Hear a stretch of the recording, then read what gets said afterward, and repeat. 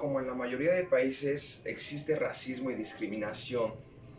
La encuesta nacional sobre discriminación en México en el 2010 establece que 9 de cada 10 mujeres, discapacitados, indígenas, homosexuales, adultos mayores, pertenecientes a minorías religiosas opinan que padecen discriminación por su condición.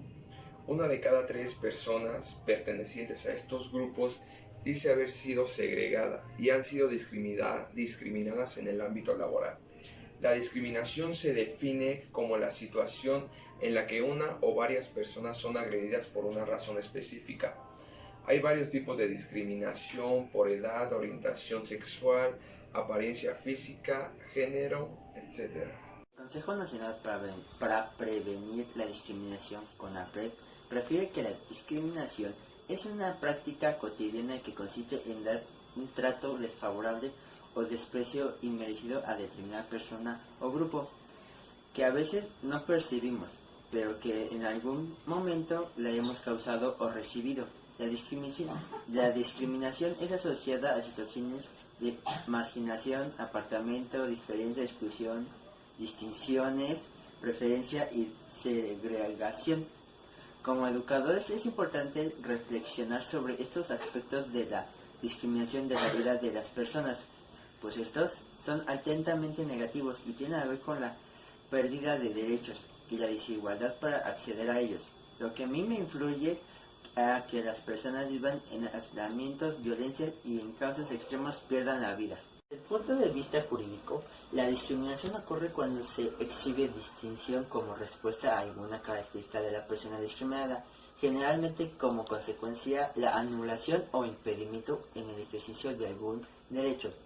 De acuerdo con la CONAPRED, impedir el acceso a la educación pública o privada por tener una discapacidad, otra nacionalidad o creencia religiosa, prohibir la libre elección de empleo o restringir las oportunidades de acceso, permanencia y ascenso en el mismo.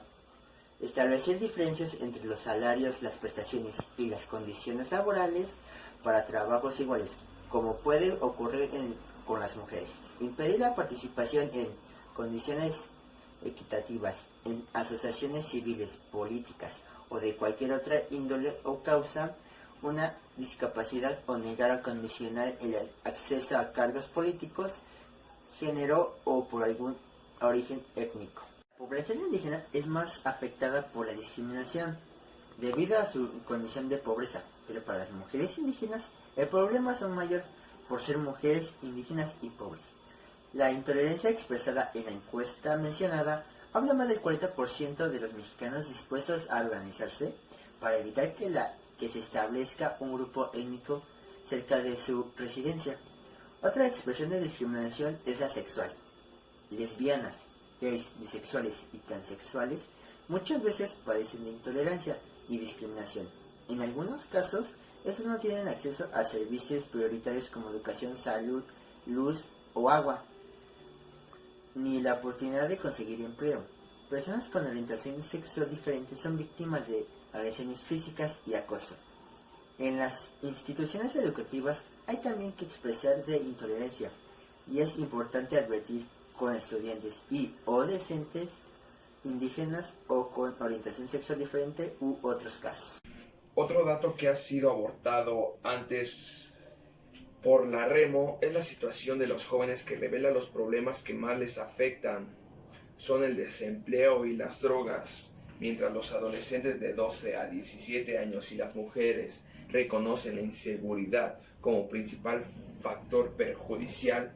La discriminación niega el ejercicio igualitario de las libertades de derechos y oportunidades para vivir. Es posible en México, donde los derechos existen de forma desigual e injusta y en donde el futuro es incierto, en especial para niños y jóvenes, así cuando hacen referencia a grupos vulnerados, tengamos en claro que son personas que tienen menos oportunidades, a los que se le violan constantemente sus derechos y que se encuentran en una situación de marginación. La violencia actual en México, la muerte de miles de jóvenes, la ausencia de políticos gubernamentales para combatir esta trágica situación son muestra clara de que las estructuras sociales actuales no responden a las necesidades de integración y reconocimiento de la juventud. Pero, ¿qué podemos hacer desde la escuela? Podemos realizar acciones educativas, controlar la marginación y el rechazo. Podemos dejar de lado la prejuicio y estigmatización. Podemos desde la escuela abrir espacios y oportunidades. Ofrezcamos cuando menos una educación que permita construir el presente y un futuro mejor.